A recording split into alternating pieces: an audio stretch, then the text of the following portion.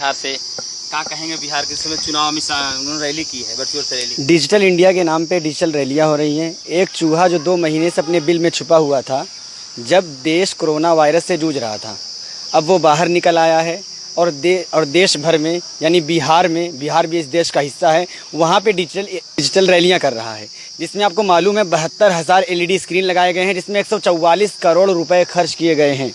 यही मजदूर जब परेशान से, भूख से बहुत परेशान थे, बेहाल थे, इतना परेशान थे, भूख जब उनको सताने लगी, आपने देखा होगा कि वो रेलवे ट्रैक पे चल के अपने घर जाने को मजबूर हो गए।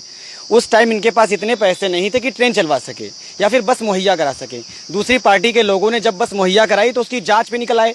जो लोग पुलवामा में RDX की जांच नहीं करा पाए, वो बस की जांच करवाने लगे उस टाइम पे। अभी आपने कहा कि यही पैसा जो उन्होंने 144 करोड़ रुपए LED पे खर्च किए हैं रैली करने के लिए, क्या वो मजदूरों पे खर्च नहीं कर सकते थे?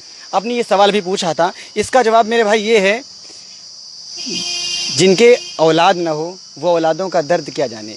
जो इंसान अपनी बीवी को छोड़ के चला गया, उसका कभी मुंह पलट के नहीं देखा, वो दूसरों के बीवियों का दर्द, दूसरों के बच्चों का दर्द, भूख का दर्द क्या जाने। जो अपनी बीवी के गहने चुरा के भाग जाता है, उसको माँ का दर्द एहसास कैसे होगा?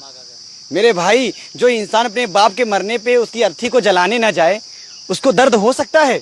हम अगर दर्द की आशा लगाते हैं या उम्मीद करते हैं तो ये हमारी बेवकूफ़ी है। मैं बता दूं आपको, जिस पार्टी के सारे विधायक जमानत पर हों और जिनके ऊपर रेप और हत्या के केस चल रहे हैं, वो पार्टी आज भाजपा सत्ता पे है।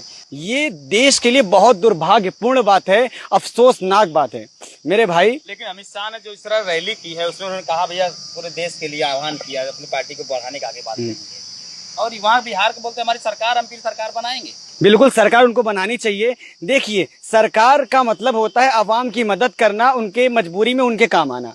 ये किस बिना पे सरकार बनना चाहते हैं या सत्ता हथियाना चाहते हैं? इन्होंने अब तक किया क्या है? कोई चीज बताएं। इन्होंने जब इनको मदद काम करने की बारी आती है तो कहते हैं आत्मनिर्भर बनो। मेरे भाई, आप ये जवाब दीजिए, विरासत में मिली जायदाद को बेचकर पार्टी के MLA को खरीदना आत्मनिर्भरता कहलाता है?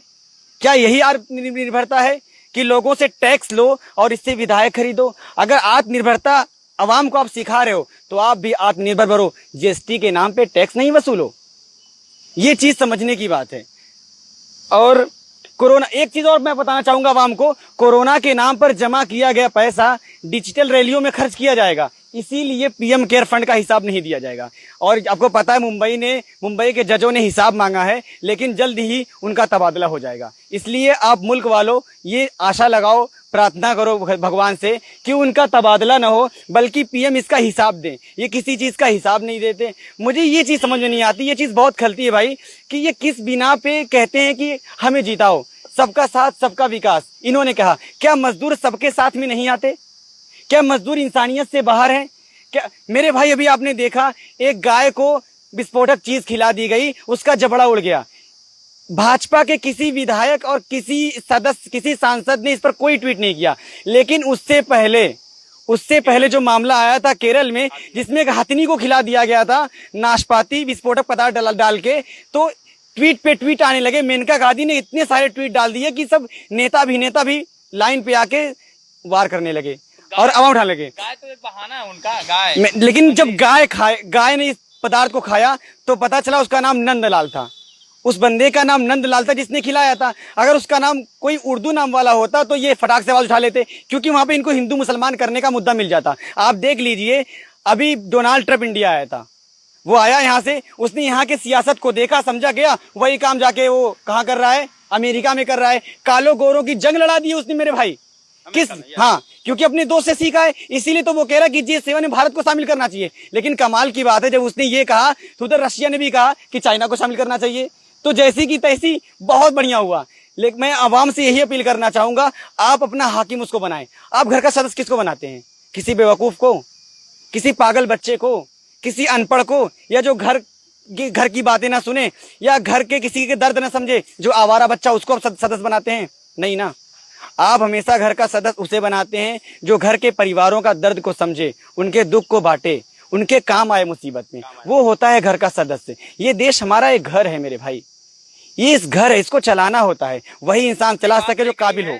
ट्रम्प की वहाँ पर जब ट्रम्प ने कहा कि इनके ऊपर कार्रवाई करो तो वहाँ की पुलिस ने कहा है हम अपना अगर ठीक से बोलना नहीं जानते आप तो अपना मुंह बंद रखिए। हाँ। भारतीय जो सेना से लेके अब तक पूरा सिस्टम है सुरक्षा वाला। अगर यहाँ पे अगर किसी पुलिस वाले ने या किसी सेना ने कहा होता कि साहब फेकू जी अगर आप ढंग की बात नहीं करना जानते तो जुबान को बंद रखिए, तो या तो उसका कहीं इनकाउंटर हो जाता या फिर वो किसी गुमनाम जगह में उसकी हत्या कर दी जाती। जैसे लोग भी आते हैं बिल्कुल, या तो उसको रिटायर कर दिया जाता, बिल्कुल उसको बाहर कर दिया जाता। लेकिन देखने वाली बात यह है कि लोकतंत्र आज भी जिंदा है अमेरिका में, लेकिन भारत आज भी गुलाम है। पहले गोरों का था और आज गोरों के साथ चमचों का है।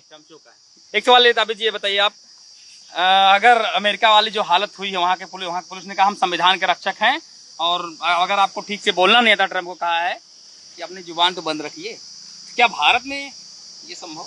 जस्टिस लोया हो जाएगा और आपका तो गौरी लंकेश हो जाएगा। बोलेंगे तो पता नहीं कैसे बोलते हैं लोग। तो सदा हक और सच की हमने हिमायत की है, अगर है ये बगावत तो हमने बगावत की है।